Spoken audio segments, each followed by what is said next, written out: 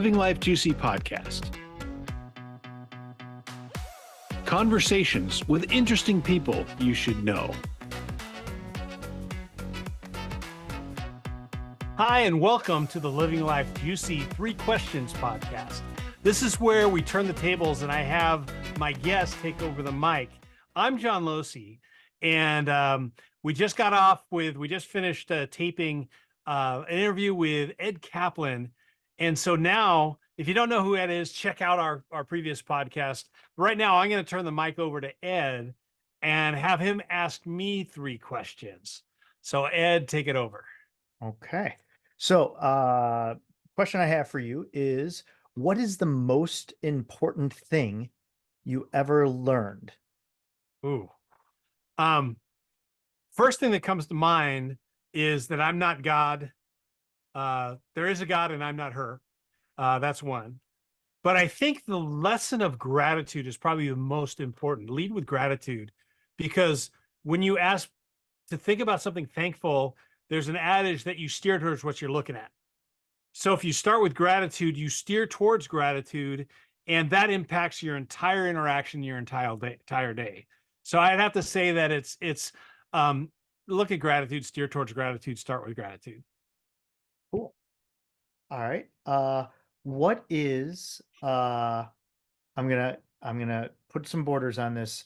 So I know you have created a lot of programs and a lot of different models and things like that. So from that context, what of all of that context are you most proud of creating? Yeah, that's a great question, because first of all, we've talked about artistry in the past, and I am an artist, but my palette is programming. And that's how I create, that's how I enter the world in an artistic manner. I think my favorite one, and there's been a few, but we were asked, the Ronald Reagan Presidential Library said, hey, we've got this space when I was working in corporate at Farmers Insurance, they said, we've got the space, how would you use it? And what it was is, it's a whole Air Force One program. And they have the space, and they have a fuselage of Air Force One. They have a press room. They have like a crisis room, crisis center, and they would run government simulations through there. But they asked us, they've also got a replica of the White House. And they said, well, how would you use it?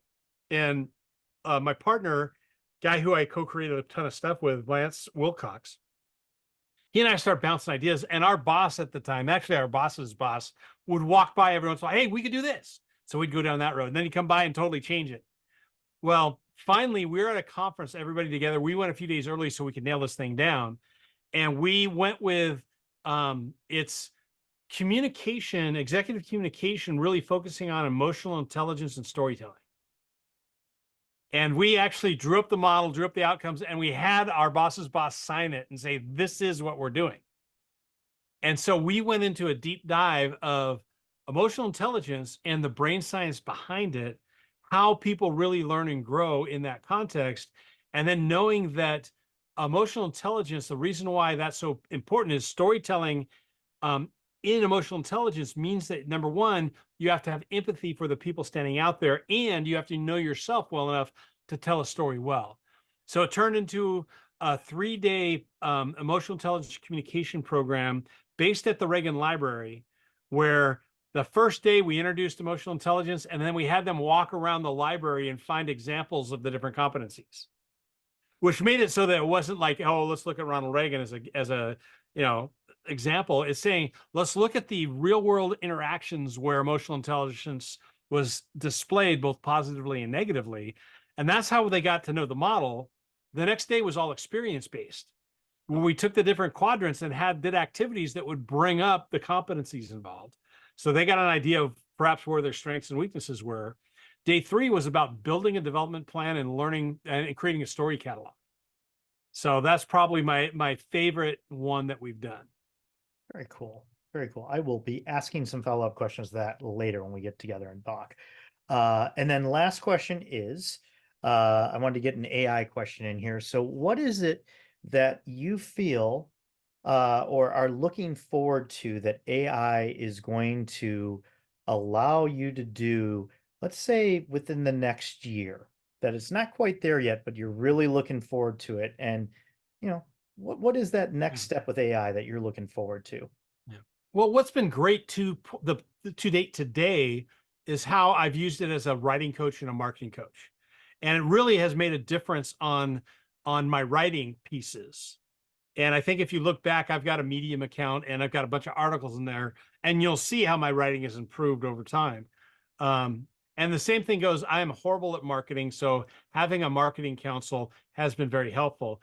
What I'm interested in is like what you're doing right now is creating more intricate prompts or GPTs that can be standing by near me that I can jump into for different specific topics, even to the point of integrating it onto my website so that people can browse my knowledge base and basically pick my brain before they engage with me, the person. So that's one of the things I'm curious about. And I know that you're a few steps down that road past me, so I'll be relying on you. I would say I'm not, Steve, that may exist, and that's why I think it's close. I'm not there yet.